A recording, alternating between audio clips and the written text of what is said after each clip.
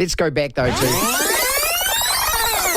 at the Warriorholic. That is Zane's podcast. That is his Twitter. That is his YouTube channel, at the Warriorholic. Now, when you listen to this, you should be able to glean the losses from just a single comment. This is Zane after every single round. You said all we need is a win, and we got it, mate. We should have beaten them. Be honest, were you expecting any of that? Yes. 2 from 4 was what a lot of guys were sort of dreaming about, but 3 from 4, mate, what more could you ask? It's the best game for me since that semi-final where we beat Melbourne. Sometimes you just get a sense when you watch a game that the team you love is just that 5% off. Mate, you've got to stop predicting things, mate, or putting the curse on last week. The reality is when you come up against Melbourne, in Melbourne, things have got to go your way. I can't argue at all, mate, to be completely honest. They were just so much better than us. When you see the blatant inconsistencies, it literally did. It put me off watching any of the footy for the rest of the weekend. Quietly content would be a very good way to describe it, not trying to get ahead of myself. My first instinct was we seemed flat. We seemed out of sync. Going back and watching it, there's still definitely a few things we can improve on from a fan who's always looking for more. This is the closest we've come to having an attack and defence click on the same day. They went in there with the mindset of just let's be clinical. I don't think it's the end of the world. Probably a good reality check, I think, heading into the back end of the season. So that was on the back of the Rabbits' loss a couple of rounds ago. Well, 46-10 away the Eels, mate. You must have been delighted with that. What do you think? Yeah, mate, as we said, we wanted 2 points. We didn't care how we got it. And in the end, it was a pretty good way to get it, wasn't it? Well, I was really impressed because I just thought on a nice dry track, this is how the Warriors are going to beat these teams. It's a bit like watching the All Blacks versus Argentina. We're not going to outmuscle them. We're not going to bulldoze all the way through them. We've got to be smart and we've got to attack space. And I thought did it brilliantly. Yep, I just thought, it's a clear indication on how Webster's looking to play the game. The speed of it was almost state of origin-like for the first half there, and the other teams just can't come with us. Look, you've got to defend well to start with as well. I mean, you've got to make all those tackles and you've got to stop them scoring. So, I mean, that's all part of it. But just, attack-wise, that was as impressive as the Warriors have been all year, I thought. Yeah, it was interesting. I went back and watched it a second time, and there are a few little subtle changes there this week with Sean Johnson basically getting the ball almost every time at first receiver, but rotating the second receiver between. You had Metcalf in there, you had Tohu in there, you had Dylan Walker in there, and you also had Barnett in there at one point. So just so many points of attack now. Yeah, and the angles as well. And I thought that's what Metcalf added. I tweeted out during the game, remember the name. I thought the guy was absolutely brilliant. He provided what I think we all wanted Kieran Foran to do years ago, but he was at the end of his career with a lot of injuries. I mean, the guy was just sharp, wasn't he? Yeah, I mean, you just watch him, though, little subtleties where he takes it to the line, puts in that double pump, and as soon as he just notices that the defender's shoulders turn in towards him, then the ball's gone. That bullet pass out to Montoya to skip the centre there to put him away. It's just pretty to watch. Yeah, plus the angles. I mean, and that's training ground stuff, Zane, is what it is, mate. You can actually see it. Guys who are coming from deep who know that is happening. They know that he's going to do that. They know that pass is coming. They've just got to hit the short ball at exactly the right moment. I thought it was to me, it was precision. Yeah, the angles that those back rowers hit the holes on both Mitch Barnett and Ford there, just straight through the defender's shoulders there. It was just like, soft as butter. It was great. And Tohu Harris, God, he's an unusual player, isn't he? Because he doesn't smash through tackles, but he's like an octopus, mate. There's always an arm going. I mean, isn't he? I mean, he's always offloading. He's always looking. If you run alongside him, you're going to get a ball. Mate, he's such an enigma because I got the pleasure of meeting him in Napier there. The guy's 1.94 m tall. He's got the softest handshake you'll ever come across. He's softly spoken, but he's just, they can't put him on the ground. No, and he's out there, like they said, he must be sponsored by the tape bloody companies. Yeah, I mean, he's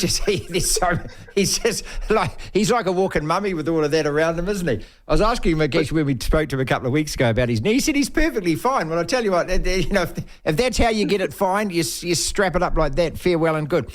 This is at the Warriorholic. That's his podcast. That's his YouTube channel. And Zane has been with us all season. Mate, it was a nervous game to start with because even though that they were missing players, on the back of that Souths loss, it was just the potential of what could go wrong if we'd lost that game. Yeah, I texted you in the middle of it. It's kind of frustrating that we just weren't getting the bounce of the ball. There are a couple of calls there. So even though we got a few penalties, then we got a few dubious ones against us. It's just like, oh, don't tell me this is going to be another banana skin. And then all of a sudden, okay, we'll put our foot down now. Yeah, just opened it. And that first try, I don't think anyone defends that in the comp. It was just so well constructed. So after that, you could have sit back and enjoy the ride. Enjoy it. That's what I was going to ask you. At any stage, did you actually think, okay, right, half-time we've whacked 30 points. I can actually put my feet up here. I don't have to go and pace. I don't need to recut the hedge that I cut an hour ago. I can actually just sit back and actually enjoy a game of rugby league. Mate, I didn't leave the iPad once this week, I can honestly tell you. Didn't threaten to punch it once. It was great. One of the most relaxing games I've seen all year, to be honest. Well, yeah, and that's what happens when you produce a powerhouse first half like that. Okay, no pre-post-match interviews or in-game interviews and all of that kind of stuff. I don't know about you. I miss it. I know that a lot of people, Zane, say, hey, the players never say anything. I want to hear from the players. The players are the rock stars to me. I mean, and I don't mind if a guy says a couple of cliches. To me, it's all part of the entertainment package. They got to sort this bloody thing out quick. I mean, you can do without the cliche ones. I'm not a huge fan of them going up and interviewing guys as they're coming off at half-time gassed. But what I did miss is, you had 4 guys there with milestone games. Can you imagine what Sean Johnson's interview would have been like? Coming off that, a day out or so from having a kid, just played, one of his games of the season. That's the emotion you want to hear, and I missed that. Totally. Otherwise, you get to talk. All we got was Webster by himself. And to his credit, he's a great guy, but he's not the most excitable, right? So we missed that passion. Yeah, I think the players miss it as well because, this is the other thing. I think that, these guys, deserve to have their name up in lights there. These are milestone things. And there's guys making debuts for Origin and that their face on the back page, which you can frame. And, I mean, that still means something to a lot of people. So, to remove that, I feel like we're being used as pawns in this dispute as fans, and I don't like it. Yeah, I mean, I don't... I empathise with a lot of the things that the players are asking for, but I get the impression that Clint Newton is a guy who's quite militant. He's he's loving the fact that he's in the limelight, and he's just putting out options to them that the militant players amongst them will jump on, but most of them would have no idea what's going on. Ricky Stewart said it perfectly, mate. He said most of them wouldn't have a clue and just want to go back to work, which is doing their media stuff. This guy Clint Newton, let me just throw a couple of numbers at you. 20 months they've been negotiating, right? They have spent 1,000 hours and more in talks.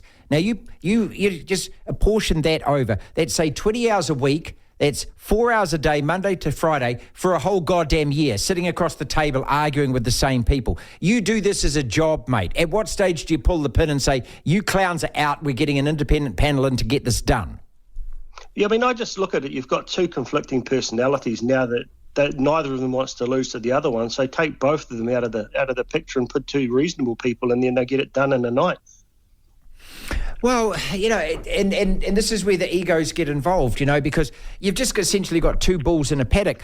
But, why do we as fans get punished? It's not our dispute. Stop dragging us into this dispute. That's why I think that if there's a single fan out there who's missing those pre- and post-game interviews, well, it needs to get sorted for that fan because we're the ones who pay the money to watch. The game is about the players and about the fans. It's not about the union and it's not about the administration.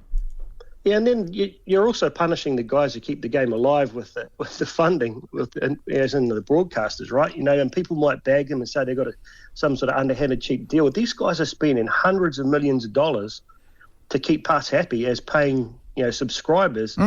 You're punishing the wrong people, but the thing is, there are definitely, like watching on social media, there's a large group of fans who don't really understand but will blindly follow the players and are all against the big brother and the NRL and believe the game's mismanaged. But I'm pretty balanced about this. I don't think either of the parties are 100% in the right or 100% in the wrong. No. And these guys run a bloody good game, mate. They survived it during COVID. The game was over. It was done. It was dead. They survived it. They kept all these guys in jobs and kept it alive financially. All right, I'm looking at the points table before we go now.